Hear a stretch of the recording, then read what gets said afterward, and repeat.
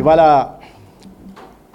ధర్మవరం కూటమి అభ్యర్థిగా భారతీయ జనతా పార్టీ నుంచి కూటమి అభ్యర్థిగా మొట్టమొదటిసారిగా వచ్చిన సందర్భంగా ఇవాళ ప్రజలు ఒక అపూర్వ స్వాగతం పలికారు. భారతీయ జనతా పార్టీ కార్యకర్తలు, తెలుగుదేశం పార్టీ నాయకులు, కార్యకర్తలు, జనసేన పార్టీ కార్యకర్తలు, ముఖ్యంగా ప్రజలు కూడా అనేక గ్రామాల్లో పెద్ద ఎత్తున తరలి వచ్చి గ్రామాల్లో ఆపి స్వాగతం పలికిన తీరు నాకు నిజంగా ఉద్వేగానికి గురి చేసింది. ధర్మవరంతో నాకు ఈ అనుబంధం దైవ సంకల్పంగా నేను భావిస్తున్నాను. భగవంతుడు నన్ను పంపించాడు. ధర్మవరం లాంటి ప్రాశస్త్యం కలిగిన పట్టణానికి నేను రావడము, ఇక్కడ పరిస్థితుల మీద కొద్దిగా అవగాహన కల్పించుకొని ప్రజలకు అండగా వాళ్ళలో మనిషిగా ఉంటూ ధర్మవరం ఏదైతే కోరుకుంటుందో శాంతిని కోరుకుంటుంది, ధర్మవరం అభివృద్ధిని కోరుకుంటుంది, ధర్మవరం సంక్షేమాన్ని కోరుకుంటుంది, ధర్మవరం ఎవరి పట్ల ఎటువంటి వివక్ష లేకుండా వచ్చే ప్రజాప్రతినిధి కోసం చూస్తూ ఉంది. ధర్మవరం కబ్జా రహిత పట్టణంగా, నియోజకవర్గంగా మార్పు చెందాలని చూస్తుంది.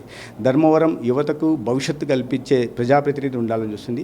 ఇవన్నీ కూడా నేను చేస్తానని, ఎందుకంటే చిన్న కుటుంబం నుంచి వచ్చిన వాడిని, కష్టం తెలిసిన వాడిని, ప్రజలు అనేక సంవత్సరాలు కేంద్ర ప్రభుత్వంలో నేను గ్రామీణాభివృద్ధి శాఖలో కానీ, పట్టణాభివృద్ధి శాఖలో కానీ, లేదా పార్లమెంటరీ వ్యవహార శాఖలో కానీ సీనియర్ అధికారిగా, ఓఎస్డీగా పనిచేసి ఒక పరిపాలన అనుభవం ఉంది. అనేక పెద్దలతో ఇది ఉంది. నా పార్టీకి సంబంధించిన కింద నుంచి పై స్థాయి దాకా నాయకులతో వ్యక్తిగత పరిచయాలు ఉన్నాయి.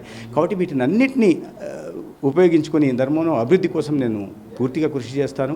ఇసుమంతైనా ఇది పెట్టను. ఇది నేను ఇప్పుడు రాష్ట్ర రాజకీయాల ముందు నుంచి ఉన్నానైతే ధర్మవరం రాజకీయాలకు కొత్తగా వచ్చాను. ధర్మవరం రాజకీయాల్లోనే నేను మిళితమవుతాను. ధర్మవరం ప్రజలతో మమేకమవుతాను. ఇక్కడ కష్టాల్లో సుఖాల్లో అండగా ఉంటాను. వాళ్ళల్లో ఒకటిగా ఉంటాను. వాళ్ళ ఆశీర్వాదం నేను కోరుతున్నా. వారి ఆశీర్వాదము, వాళ్ళ నమ్మకానికి అనుగుణంగా నేను భవిష్యత్తులో నడుచుకుంటాను. ధర్మవరాన్ని రాబోయే రోజుల్లో ఒక అద్భుతమైన నియోజకవర్గంగా అభివృద్ధిలో అగ్రభాగాన ఉండేలాగా మాత్రం ఊరికే మాటలు చెప్పడం కాదు, నేను కొద్ది చేతల మీద నమ్మే వ్యక్తిని. కాబట్టి రాబోయే రోజున నా ప్రణాళిక ఏంటి, నేను ఏం చేయబోతున్నాను, ఏది చేయగలను అనే విషయాన్ని ప్రజలకు నేను స్పష్టంగా తీసుకెళ్ళిన తర్వాతనే వాళ్ళ ఆశీర్వాదం ఇవ్వాల్సిందిగా కోరుతాను.